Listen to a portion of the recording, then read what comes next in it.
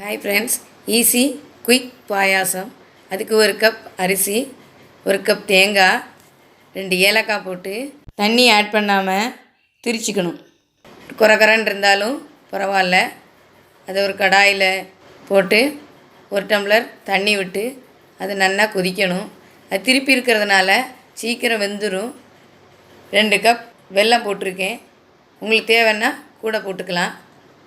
நீங்கள் வெல்லத்துக்கு பதிலாக ஜீனியும் ஆட் பண்ணிக்கலாம். வெல்லம் நல்லா கொதித்து கெட்டியாகிற ஸ்டேஜில் 1 டம்ளர் காய்ச்சினா பாலை விட்டு நல்லா கிண்டி விட்டு ஒரு பாத்திரத்தில் மாற்றிக்குவோம்.